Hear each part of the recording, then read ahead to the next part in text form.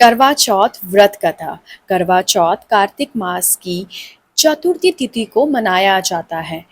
मान्यताओं के अनुसार करवा चौथ के दिन इस कथा को सुनने से सुहागनों का व्रत सुखदायी व फलदायक भी होता है। करवा चौथ कथा। एक बार पांडुपुत्र अर्जुन तपस्या करने नीलगिरी नामक पर्वत पर गए। इधर द्रौपदी बहुत परेशान थी। उनकी कोई खबर ना मिलने पर उन्होंने कृष्ण भगवान का ध्यान किया, अपनी चिंता व्यक्त की। श्री कृष्ण भगवान ने कहा, बहना, इसी तरह का प्रश्न माता पार्वती ने शंकर जी से किया था। तब शंकर जी ने माता पार्वती को करवा चौथ का व्रत बतलाया। इस व्रत को करने से स्त्रियां अपने सुहाग की रक्षा हर आने वाले संकट से वैसे ही कर सकती हैं जैसे कि एक ब्राह्मण ने की थी। प्राचीन काल में एक ब्राह्मण था, उसके 7 पुत्र व एक गुणवती लड़की थी।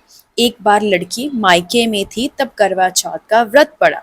उसने व्रत को विधि पूर्वक किया, पूरे दिन निर्जला रही, कुछ खाया नहीं पिया नहीं।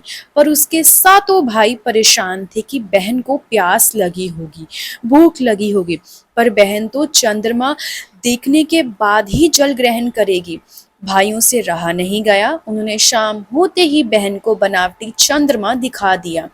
एक भाई पीपल के पेड़ पर छलनी लेकर चढ़ गया, दीपक जलाकर छलनी की रोशनी उत्पन्न कर दी।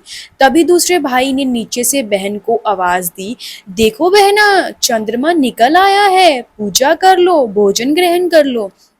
बहन को भोजन ग्रहण करवा दिया।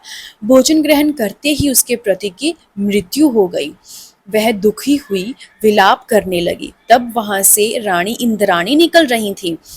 उनसे उसका दुख देखा नहीं गया। ब्राह्मण कन्या ने उनके पैर पकड़ लिए और अपने दुख का कारण पूछने लगी।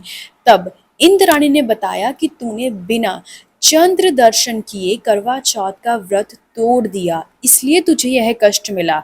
अब तू वर्ष भर की चौथ का व्रत नियम पूर्वक करना तो तेरा पति जीवित हो जाएगा।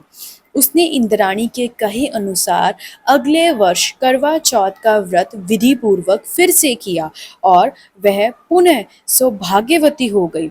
इसलिए प्रत्येक स्त्री को अपने पति की दीर्घायु के लिए यह व्रत करना चाहिए।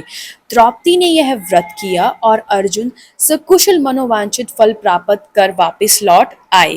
तभी से अपने अखंड सुहाग के लिए हिंदू महिलाएं करवा चौथ का व्रत करती हैं। तो बोलो करवा माता की जय।